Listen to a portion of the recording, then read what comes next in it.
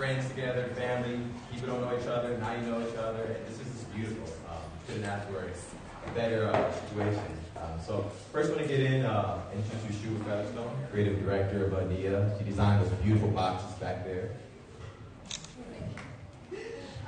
Actually, before I get into it, we want to thank ComunityMade. This is their space, and I want to welcome Shannon over here to say a couple words, maybe. And the team. And the team. A round of applause for the team. Yay!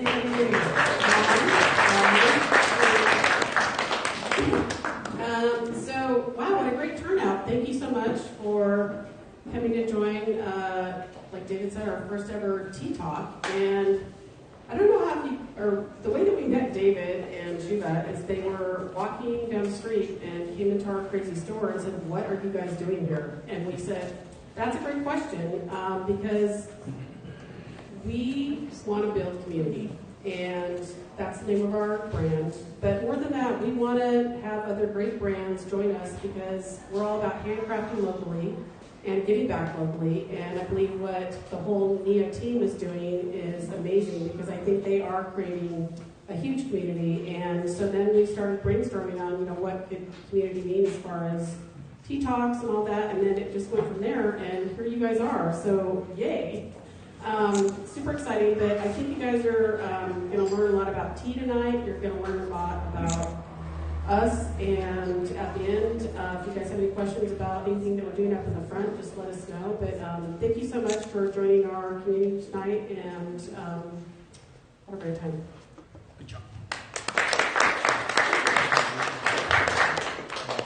So, I just wanted to talk a little about NIA before we get started. So we are NIA team. Me, my name is Juba Featherstone, so you guys are Juba here. Hi, we're Juba, coming up in the white shirt, raising the glass. And Frederick Harrison here. I'm the creative director of the brand. David is the Chief daydreamer. I is the world-renowned master blender, and Frederick is our tastemaker. So this is the critical that you're looking at right here. We blend everything by hand here in LA, and we sell online. We sell at different farmers markets in LA, and we're always growing. So stay in the loop. We're nia.tea on Instagram, and the website is nia.tea.com. So we started Tea Talks because this is the first one. So you're all very lucky. We started Tea Talks because we wanted to bring people together, because that's what tea does. And that's something that makes it stand out from coffee, because it invites conversation, invites stillness, invites reflection, and that's one of the reasons we're here tonight. So for each Tea Talk, it's going to be a monthly thing. We want to have a panel about a different topic every month. And this month, we're talking about cryptocurrency. I'm going to pass it over to David. Yeah, so we were talking about cryptocurrency. So cryptocurrency and tea. How does that go hand in hand? Cryptocurrency and tea. Well, think about tea. Let's go back in time. Let's go back to, let's go back to 1776, 1775. It's before the Revolutionary War. The British monarchs taxing everything. They're taxing the socks, taxing the oxygen you breathe, they're taxing the dog's collar. They're even taxing tea. Not just taxed it once, you can tax it twice. Taxed it 3 times. Third time you taxed it, people were fed up. They were fed up, and you know what they did? They're like, you know what? Heck with this. We need to throw the British out of America and fight for independence. So a lot of the founding fathers, they went to the Boston Harbor, dumped a bunch of tea in the harbor. But that tea was a statement of bringing the people together and overthrowing capitalism, overthrowing control, overthrowing a monarch that defied the people's trust. So as they overthrew that tea, eventually that led to the war. Go on. And the first thing they did when they won, they got a delegation that sailed to China. And as they sailed to China, it opened up America to the world. It created a trade relationship with America and China. And from there, we grew into a prosperous country. Now you got to go 200 years and some change later, it's 2008. It's supposed to be the most powerful country in the world, but the economy is collapsing, and people's trust in the financial sector is eroding. You know, your banks that you put your money in and you thought you get money out were defaulting and not letting you pull money out. Your car companies that your granddad rode were bankrupt. Countries were defaulting. And as you can imagine, people's trust in the system was faltering. People stopped trusting the system. So the saying is too big to fail. They had to bail these things out, because if they didn't bail them out, the people would lose faith. And so because of that, in 2008, a anonymous coder, woman, man thing, who knows, named Satoshi Nakamoto, came up with this thing called the blockchain, or actually Bitcoin. Bitcoin with a capital B, and Bitcoin with a lowercase c. He's not quite a marketer, but he was a genius though. And what he created was a system, a way where you could encode information. That information would entail ownership onto a ledger called a blockchain. And in order to put this information, this truth, you had to utilize mathematics, and a bunch of people had to collectively come together with their computer systems. And it would encode this information onto this ledger called the blockchain. And I'm not going to get into the specifics, I can be technical, but the real gem of that is what it did is it created a sheet that could create trust, so the people could have faith and not have to depend upon those parties that defy their trust.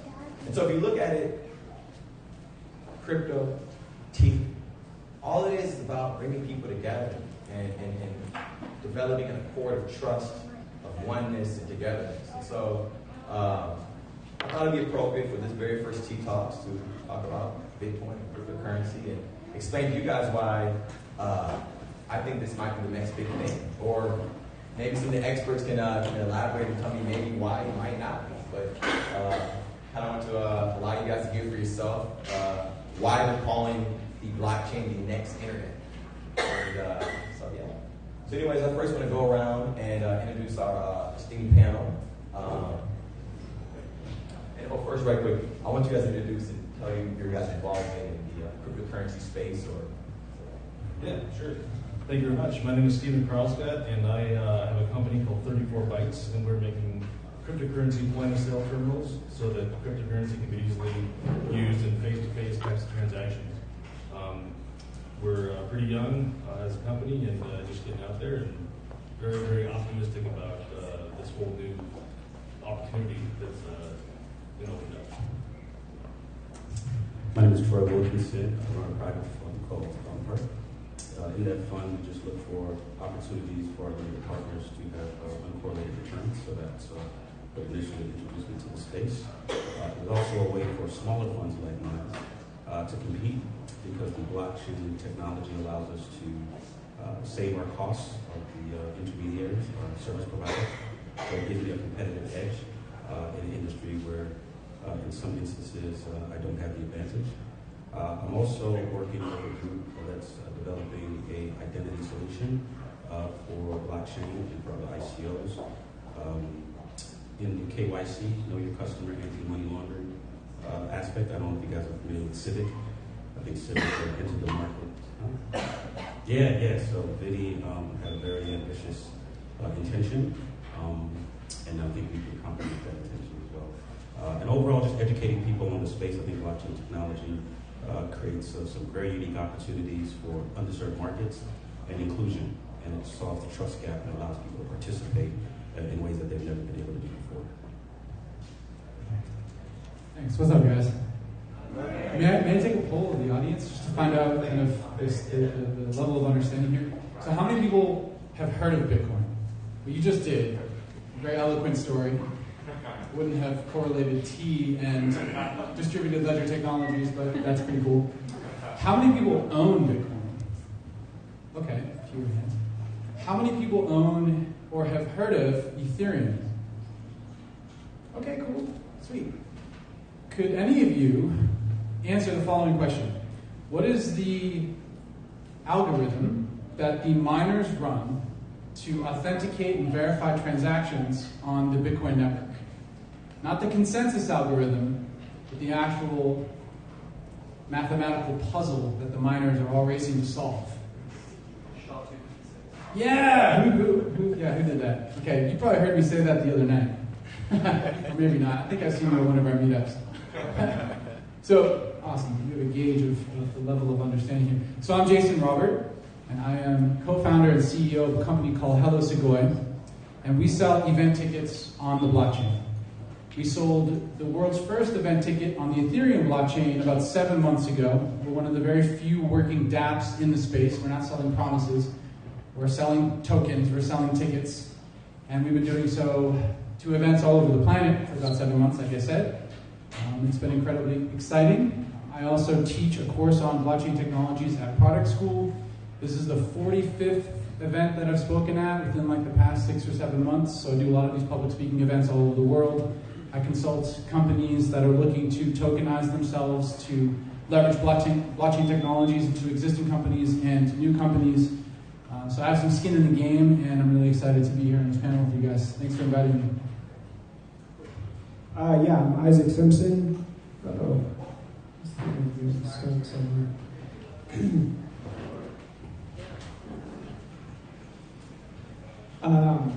I got really deep into the blockchain world working for a company called Urbit that is in the Web3 space. Web3 referring to the distributed web, which is blockchain and other products that help people interact on a peer-to-peer basis, which we can talk about a little more later.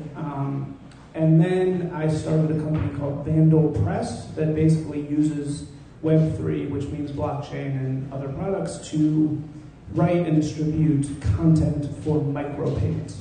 So it's basically how to monetize content in the new Web3 world that involves blockchain. Hi, my name is Jeff Martinez. I organize LA Fintech. My background was a lot of fintech prior to the term fintech. So it was basically like fintech 2.0. Originally started at the Pacific Stock Exchange out in on Beaudry and the other side of the freeway. Saw a lot of technologies changes back then. Started a company called Treveri Capitalist Asset Management. Got highly involved in cybersecurity. Another company called Oxford Biochronometrics, detecting massive amounts of fraud that goes on. Some say we're the engine on top of blockchains. So yeah, there you go. I'm Jared Parton. I'm an IP attorney by training. I've been involved in the space since about 2014. Recently, with my business partner, we formed a company that's running a host of full nodes, master nodes, essentially validating transactions, doing some consulting, and a few other things in the space. And excited to be here. This is my first public speaking engagement on the blockchain topic, not specifically relating to legal issues. So it's nice to get away from a room full of lawyers for once. I'm really excited about it. I'm one.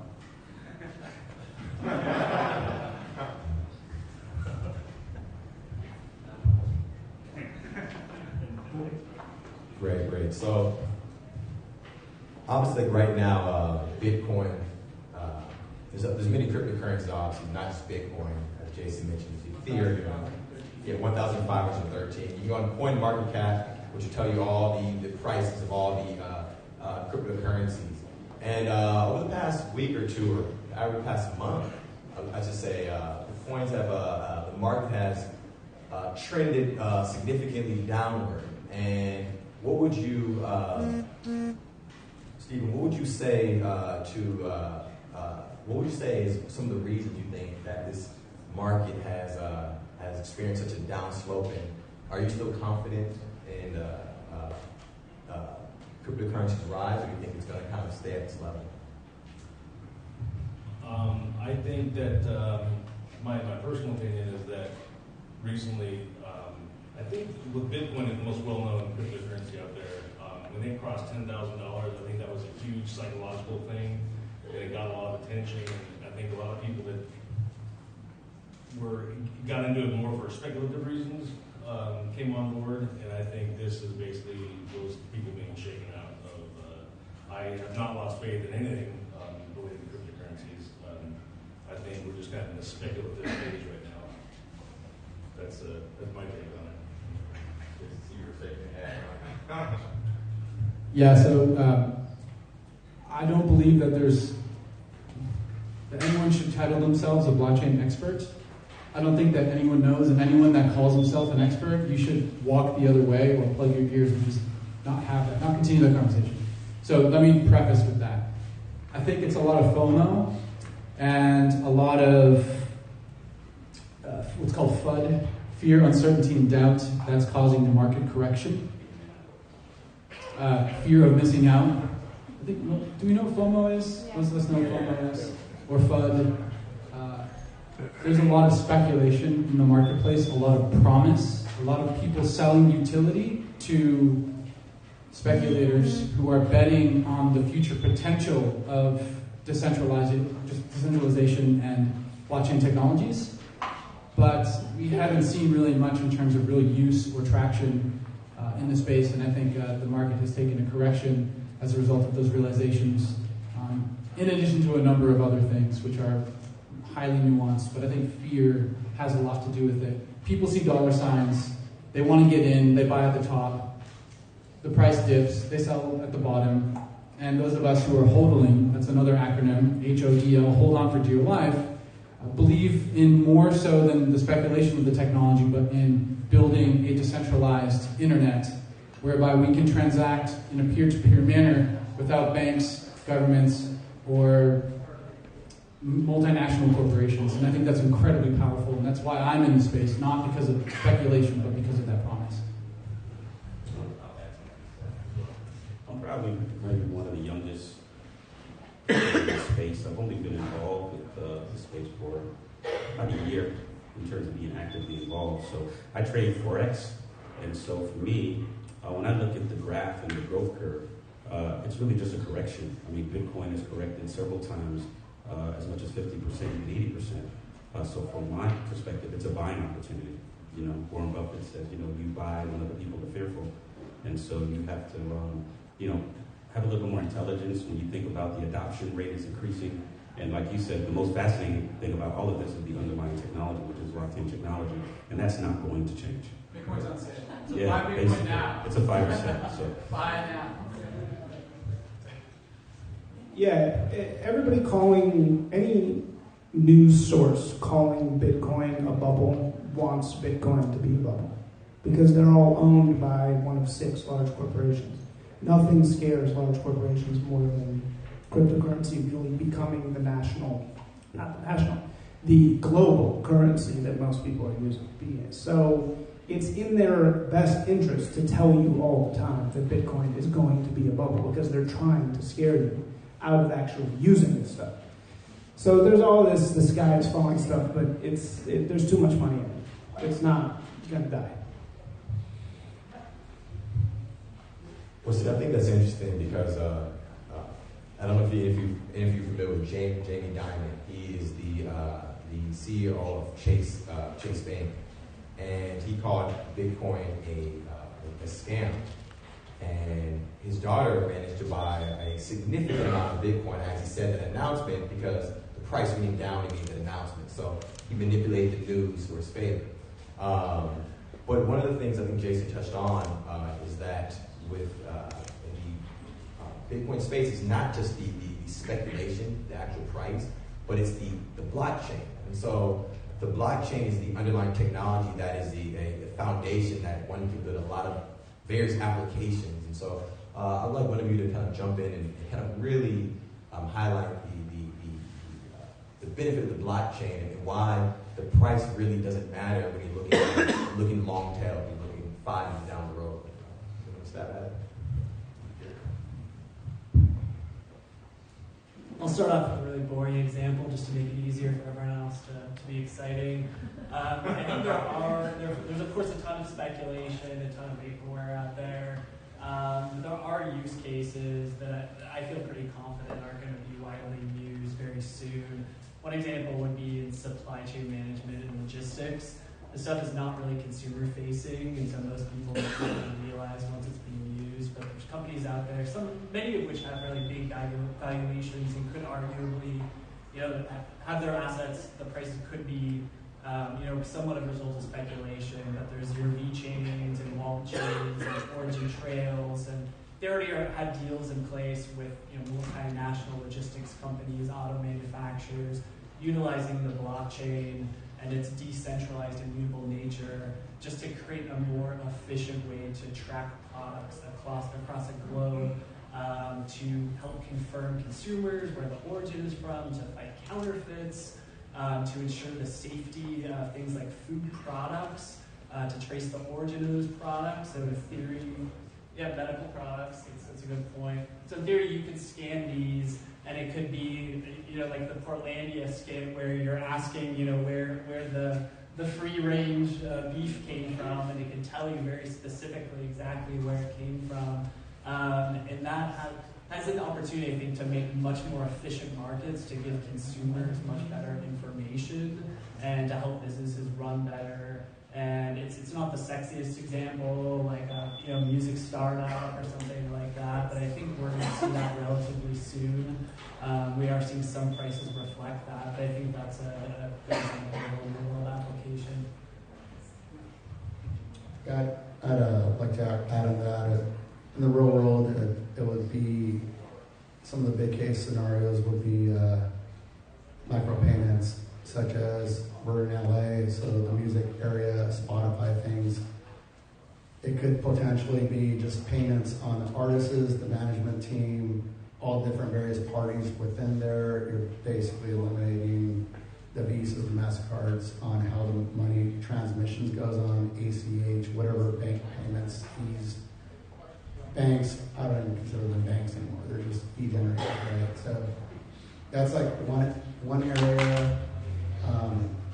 The other areas, especially in the LA market with censorship going on in the US, now you got decentralized YouTubes, decentralized crypto platforms that are like, okay, we don't necessarily need to depend on Google taking their funds in, and then, whatever they think you deserve to get earned or whatnot. You've got bots that are out there, so the bots are going to be like penalizing you, like, oh, that's non-human traffic, so we're not going to give you that.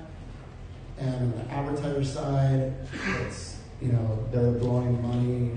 There's massive fraud going on in that area. I know a lot of that area primarily because the cybersecurity side. So within IP side, you're going to see a lot of decentralized platforms popping up, from decentralized YouTubes to Gab AI, from Twitter shadow banning. It's proven already that Twitter shadow bans already, to even Facebook. We see news already last week where Facebook basically started banning the ICOs. Anybody advertising ICOs, which becomes a problem for Facebook, primarily because they're FCC regulated, eventually becoming FTC regulated. Google just announced yesterday, okay, we're going to probably eliminate any type of advertisements with ICOs and or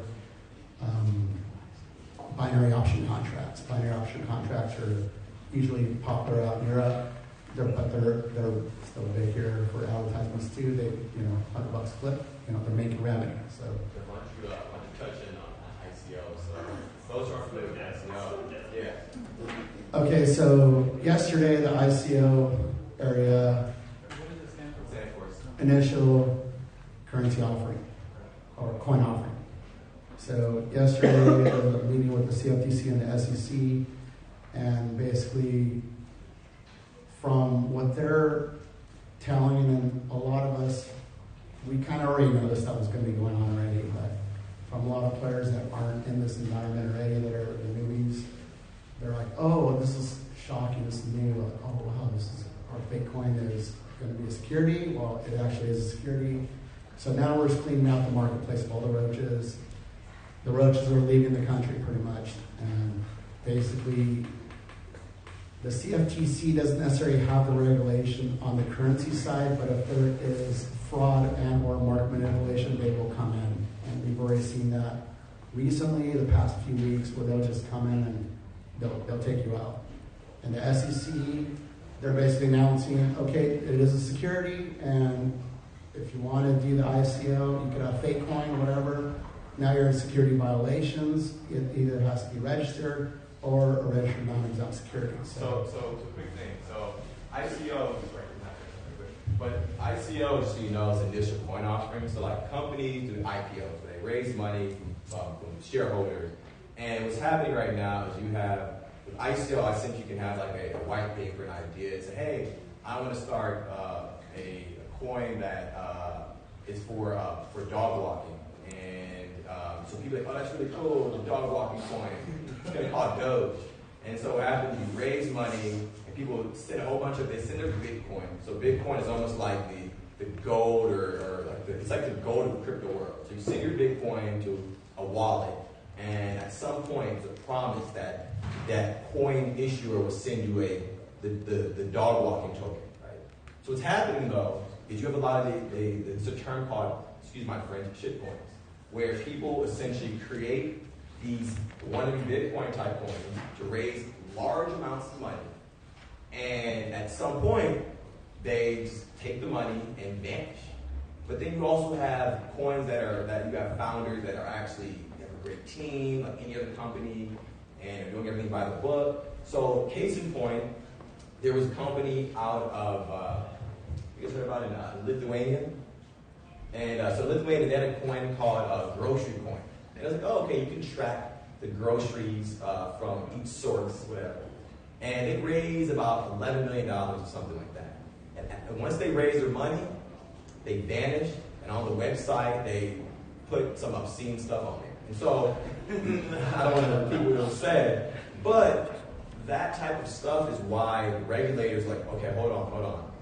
We need to figure something out, because yes, this technology is groundbreaking. We don't want to disrupt its future growth, but we need to figure out something, because people, a lot of people have lost money as well. And so this price crash is a little bit attributed to regulation and figuring things out. So that is a big, that's pretty much ICO's initial coin offering. With that said, I know, Jared, you're in micropayments. Micropayments. And so explain how like cryptocurrency incentivizes writers to simply utilize micropayments. Okay, how many people in here go to a farmer's market and buy their food? Everybody all familiar with that? How many people go to a restaurant and you tip your waiter? All familiar with that? How many people in here pay for content?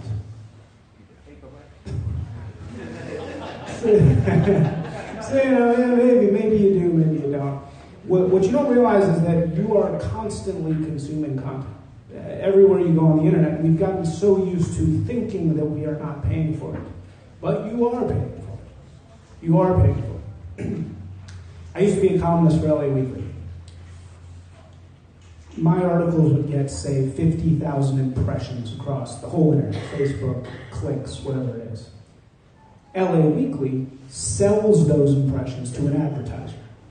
You spend your time clicking, reading, sharing. You're paying with your labor. I get paid a fee after those impressions are sold to an advertiser, and LA Weekly takes 99 out of 100 cents of that dollar. I get 1 cent. So I say 50,000 impressions, I get $50. Right? It's a very inefficient system. You're spending your time clicking and sharing things on Facebook. Every time you share something on Facebook, you are paying Mark Zuckerberg a fraction of a cent. He then goes and sells those to an advertiser. As a professional writer, I'm basically doing the same thing. I'm just getting a tiny little fee. And the beauty of the blockchain is it opens up the door to peer-to-peer transactions. That means there's no one else there. There's nobody else in the room. So what a micropayment is that instead of being advertised to, having your information stolen and sold and all this stuff you got to go through, you simply pay per click like 1 cent, 2 cents, a fraction of a cent, directly to the writer of the content you're consuming. So how many people in here would rather pay 1 cent to read an article than have their information sold to advertisers? Exactly. So the beauty of the blockchain, and the beauty of, honestly, there's a bunch of platforms out there that do this without a blockchain. It's really a larger movement. Blockchain's only part of it.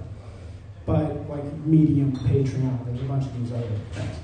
But the beauty of this entire concept is that pretty soon when you're going around the internet, you're going to be paying little 1 cent, fraction of a cent, a tip here, 2 cents here, 5 cents here, every time you're clicking on something. And that money is going to go directly to the creator of that thing, skipping over all the advertisers, skipping over Facebook, skipping over all the people that own your data. So what my company does is basically we're a publishing house that just uses these new micropayments platforms. That make sense? If I can add to that, correct if I'm wrong, but I think one of the really fascinating things is this kind of solution has never been possible before, right? The internet came to be in public consciousness like 25 years ago or something like that, but there was never any kind of payment mechanism that allowed people to buy content. You can't like send a $5 bill across the world to somebody and have them receive it. And credit cards were never meant for, micropayments. It's just too expensive. Yeah, and the centralized clearinghouse, it's not the model doesn't fit. So the stuff like you're doing is, I think, one of the most powerful use cases for cryptocurrencies and being able to stream videos by the second. You just pay like a water meter. And that kind of stuff has never been possible before we have the cryptocurrency. That's a great point. Actually, so one of the accounts is making what he works with the best. And one of the things they're doing, tying in micropayments and ICOs, is a concept called initial song offerings, where an artist, let's say Beyonce, could sell a small micro portion of her song to her fans and raise money through her community. And now as the fans buy the coin, and as the artist's profile goes up, the value of that token goes up. So the artist essentially turn their intellectual property into an asset. And so what the blockchain facilitates, it allows you to not only own your content and receive micropayments, but to own your idea, your property, things of that sort. So one other aspect that's been getting a lot of movement is this whole thing of smart contracts. Jason, I want you, if you can tie into what Hello Segoy is doing with smart contracts and how it can change the game. So terminology sucks in the blockchain space. Smart contracts aren't smart, and nor are they contracts. They are stored procedures. Smart contracts are stored procedures. Let me give you an example of a smart contract. A smart contract can be likened to a vending machine. Let's say you take $1 and you put your dollar in the vending machine, you type a code, and then out of the vending machine pops out your soft drink or your snack food, whatever it may be. That is how a smart contract functions. For the programmers out there, if there are any, it's a bunch of, if this happens, then this happens. Smart contracts have been in existence since the 90s, even earlier than that. They were the brainchild of a guy called Nick Szabo. You can think of a smart contract as auto bill pay. If it is the 15th of the month, check these account balances to see if there are sufficient funds, and then pay the bill off, the electricity bill, or whatever it may be. That's a smart contract. So a lot of people throw around the term programmable money. I liken it more so to programmable ownership. So what a smart contract does is it assigns ownership of a cryptographic asset. In the case of an event ticket, for example, we leverage smart contracts to program rules that govern the behavior of that ticket. So let's take a step back, for example, and talk about the problem that we're solving. So we've talked a lot about disintermediation, the disintermediation of rent seekers. In the case of event ticketing, the rent seekers are brokers and scalpers who extract rent for mitigating risk to event organizers for what are expensive operations. So if you purchase a ticket for $100 in the primary market, it may resell in the secondary market for $300, and that $200 profit goes largely into the pockets of the brokers and scalpers, although it is much more nuanced than that. That's just kind of a high-level example of how this whole thing works. The smart contract does a couple of really interesting things as it pertains to event tickets. For example, we can prove that you are the sole owner of that ticket. That's awesome, because in some cases, a PDF, for example, can be printed and resold and copied ad infinitum. Satoshi Nakamoto, when he created, or she, or they, or it, Halfin, created the Bitcoin blockchain, he solved the problem of digital scarcity, or double spending, whereby I have an MP3 on my computer, and I email that MP3 to you on your computer. Well, now there's 2 copies of it. This code has no intrinsic value. If I change the artist name on my version of the MP3, well, it doesn't update on yours. So because of how this problem is solved, we can assign specific ownership to an event ticket. So when you show up at the door to scan your ticket, it's attached to, a lot of buzzwords here, a self-sovereign identity management platform like Civic, for example, or Uport, that basically says, I am the sole owner of this cryptographic asset, aka event ticket, and this cannot be resold to anyone else. And if it does, that is the DNA of the ticket. That can be that the money that's generated from that ticket goes back to the value creators, the event organizers, the artists, not into the pockets of the brokers and scalpers. They can still exist in this ecosystem, but these rules can be programmed whereby, let's say, 90% of that resale revenue goes back into the pockets of the artists in a peer-to-peer fashion.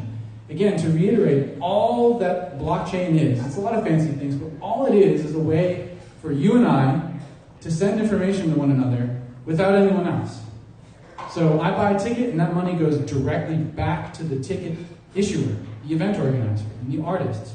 So we plug up all of the holes in the leaky bucket, the leaky pipeline, payment pipeline, and cut out all these intermediaries, the rent seekers, who essentially extract rent from this process without providing much social value, maybe for the event organizers, but certainly not for the person who shows up at the door having purchased that ticket off Craigslist and can't get in because it's a fake ticket. It's a major problem. And this example that I just outlined can be applied to all sorts of different use cases. For example, like, you guys all take Uber, right? You guys know about Uber? Sure, yeah, Uber is centralized. Uber is the intermediary that's extracting rent for providing the service by connecting you to a driver. In the case of a blockchain, there doesn't need to be an Uber sitting in between myself and the person to whom I'm calling for that ride. We get into the car, we can both agree on a payment, and we say, okay, cool, I'm going to pay you directly, as opposed to paying Uber, which then pays the driver. And we've seen that some problems happen with them in that kind of model. So blockchains provide decentralization, and smart contracts are, let's take a step back. Bitcoin is similar to BlackBerry phones. You guys remember BlackBerry phones did one thing really well, email. It has like the touch screen, you do your emails and all that stuff. I don't actually remember ever using one, but I'm sure maybe some people have used BlackBerry phones. They do email. The Ethereum blockchain, or programmable blockchains that leverage these smart contracts or programmable ownership, it's like the App Store, and the blockchain is the iPhone. So it does much more than just transfer money, as what Bitcoin does, but it enables all of these really interesting use cases that smart contracts can facilitate as they pertain to these microeconomies. Imagine every app on your phone is its own independent economy. Let me say that again. Imagine every single app on your phone is its own independent economy, where there's a token that has its own programmable value as it pertains to that microeconomy. That's incredible. We can set up communities in far reaches of the world. I was talking with a gentleman earlier who is dealing with some property ownership in Ethiopia, and the state controls how he can build on his land. If that property was issued on a blockchain, then the state would have no control over that ownership. We would all agree that, yes, you own that bit of land. Just like we all agree that this is a chair and the sky is blue, it's something that we all come to a consensus upon. And if you tried to go up to someone in the street with a gun and convince them or say, hey, that's no longer the sky and it's no longer blue, well, that person may be like, okay, all right, dude, just don't shoot me. But everyone else around agrees that the sky is still blue. Well, the same concept pertains to blockchain technology, where we all agree upon what is the value of something. That's what money is, right? Money is just this grand hallucination. We all assign value to these germ-ridden pieces of cut and printed with green ink that we assign value to that we just agree. It's actually a value that's fake, it's illusory. But now we have an opportunity to leverage smart contracts to program those rules so that we, the people, get to define the value, the way in which we exchange and transact in this open, decentralized blockchain ledger. Well said, well said. Well, we're going to do one round of questions really quick. I want to say, where do you guys see the blockchain in 5 to 10 years, really quickly? Man, that's who knows? I mean, 1 month is like so much happens if you miss a day of Twitter. You know, I mean, it's I don't know. I think there's a lot of things. You know, when the internet was first being developed, I mean, people didn't envision Twitter or a lot of it, or Facebook. I mean, they just saw the raw underpinning. You know, that's kind of the foundation of it all. And you know, things that you can't even imagine are going to be built on top of that. 5 years in this industry is an eternity, so I have no idea what's going to be happening. But I think things like the streaming, you know, micropayments for content and smart contracts applied to different digitized assets, that general theme is going to be predominant, I think. Yeah, I too have no clue where it's going to be in 5 years. What I will say is that I think there's going to be more inclusiveness of people participating and benefiting from it. I think you're going to see a great transference of wealth, because now people can participate in these values and take advantage of opportunities that were formerly blocked out. In my case, you know, specifically, you know, in the private fund space, I'm entering a market really undercapitalized by, you know, their definition of what a highly capitalized fund is. And I've got huge intermediary costs. But now, because we talked about no one's an expert, and it's growing so fast, if you just stay in the space, you'll be perceived as the expert. So now you can be a first mover in the space. You're very, very early. You know, so it gives me an opportunity to compete, you know, very effectively in this space. Because, you know, as far as institutional money is concerned, I think we're like 1.5 years, 2 years away from, you know, really, really seeing a large amount of capital coming into the space. And, you know, I think you mentioned Jamie Dimon earlier. And it's so interesting because publicly he's so against blockchain technology and cryptocurrency. But as you mentioned, his daughter is heavily involved in the space. 5 of his top money managers have left and now have cryptocurrency funds.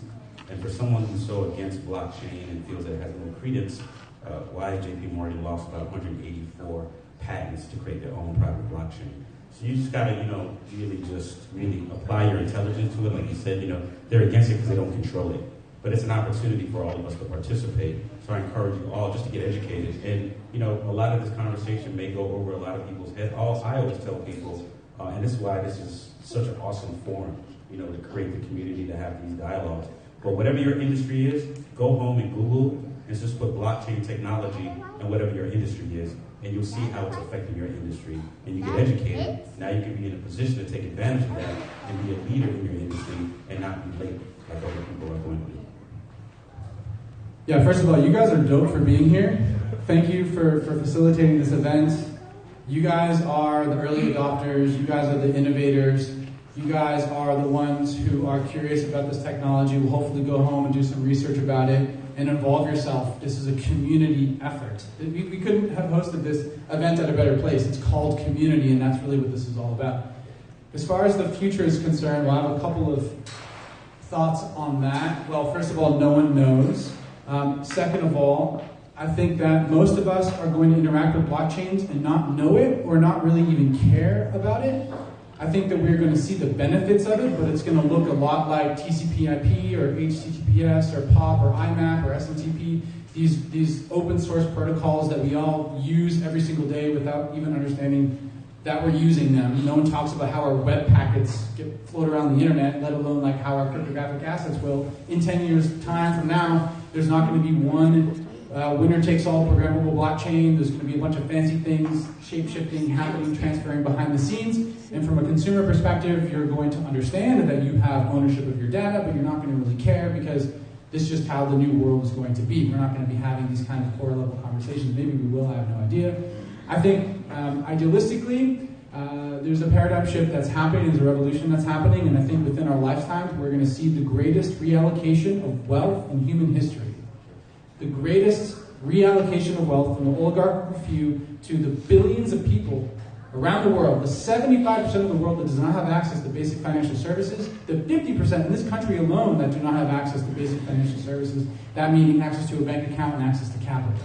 We're going to see that tremendous shift happen if us builders, the ones who are developing these technologies, can overcome a lot of these hurdles. Not the promise, but sit down and write a freaking code base to solve a lot of the scalability. We didn't talk about any of the issues of blockchain technologies. They're nascent, they're early, they're expensive actually to run and operate smart contracts. No one knows what the hell I'm talking about when I sit down with someone at a major promotion company. They're like, oh, what's this ticketing blockchain? Like, blockchain? What's that? And so we're very, very, very early stage. But I think the promise that these technologies show are definitely worth getting involved. Buy some Bitcoin, buy some Ether. The sales on these coins right now are through the roof. Like, they're going to go up. I don't know how much. I don't predict these types of things, nor do I really care. I'm a builder of the technology, believer in the technology, believer in the free, open, economic internet, or the open source internet that we were promised and we did not get due to the walled garden that is the duopoly of Google and Facebook. Thanks, short on time, I just want to thank everyone for hearing this and just to touch up. We've heard a lot of terminology, smart contract, programmable blockchains. It's dense, but I think the one thing you should arrive at is now there's a way to trust an economic process. There's a way to trust what you own, trust what you're transacting. And right now, this currency that we're speaking of, the Bitcoin, Ethereum, it's the base level. It's the base level of a program, and there's going to be so many different layers built on top. So right now, imagine we're in the wild, wild west, and there's a few houses, and we're still waiting for the local town store to come. We're still waiting for the school to come. We're still waiting for the hospital and the condominium. So it's the bank's there, but the bank, the outlaws that run into the bank and shoot them up. But the point is this crash is just part of anything. Like any land, like real estate, goes up, it goes down. It goes up, it goes down. But when you look at the long-tail picture, if you move in a nice neighborhood, you're going to trust it. It's okay. You're going to trust the neighborhood. So I want to thank, I know they don't come from experts, but I'm going to call them experts. I want to thank the panel for really breaking everything down. And I hope you guys learned a lot. And feel free to ask questions. And thank you.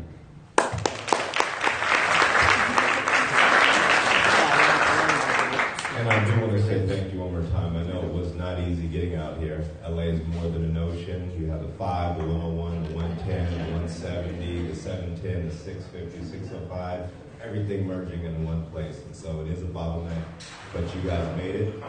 You guys hopefully met someone new, learned something new, and you tasted something new.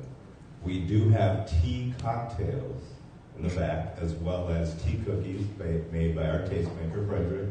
So do enjoy that, and then we do have tea boxes available for purchase. If you want to talk to me about teas, that's what I'm here for. That's what I do. Take care, you guys.